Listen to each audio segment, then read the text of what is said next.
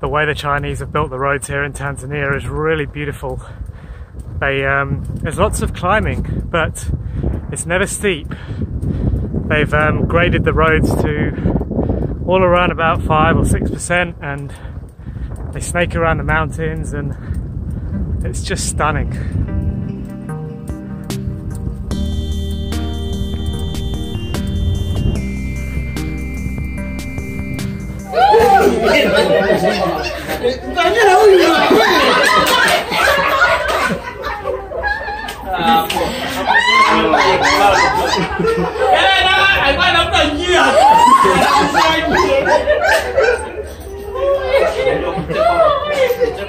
We're just coming up into a place called Iringa now, and it's at an elevation of about 1600 meters, most of which we've climbed today over the course of 100 kilometers, and that's coming off of a 160 yesterday.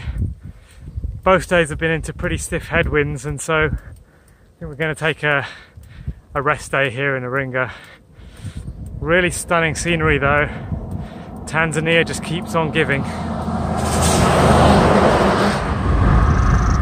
We're coming into the outskirts of Iringa, and it's a very picturesque setting. Lots of little rocky hills and houses perched on them. It's also the home to some Stone Age settlements, which we hope to see when we head further south.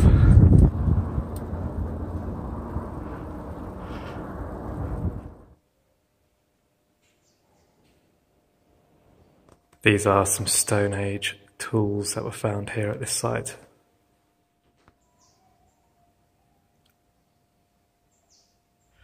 We find ourselves in a Stone Age settlement, 300,000 BC, where early humans lived. Can you call them humans?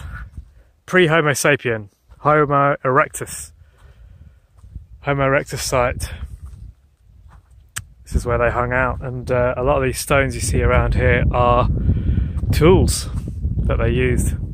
Pretty fascinating to think that early humans walked around here and lived and hunted mammoths and you know, all the other early animals that are around. No dinosaurs though, they had died out by then. We're following a dry riverbed here around to some pretty interesting rock formations.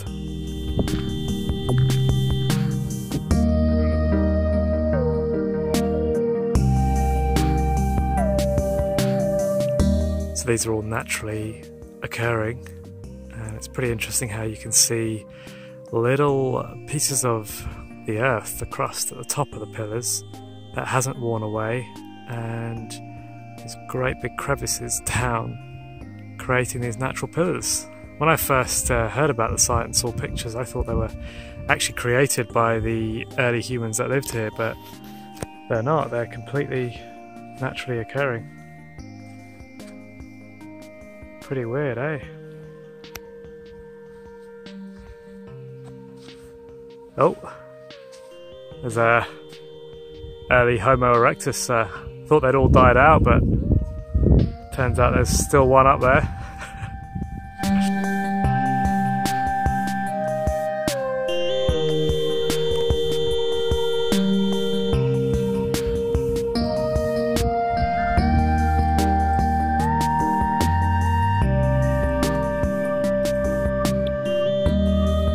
What a fascinating site. It's definitely got our creative thought juices flowing, and you know, the whole evolution, Homo sapiens, did they live alongside Homo erecti, which inhabited this site, and we've now progressed on to genetic engineering.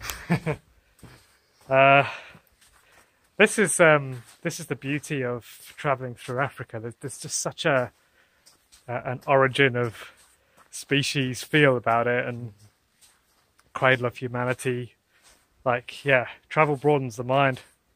Really, really does. So, when do you think this mammoth is coming back then, Daniel?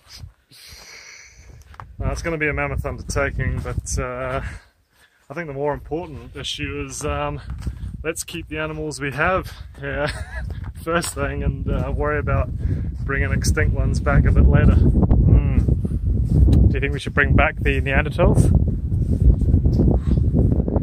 Aren't we here walking around to this very day, just in a slightly more diluted form?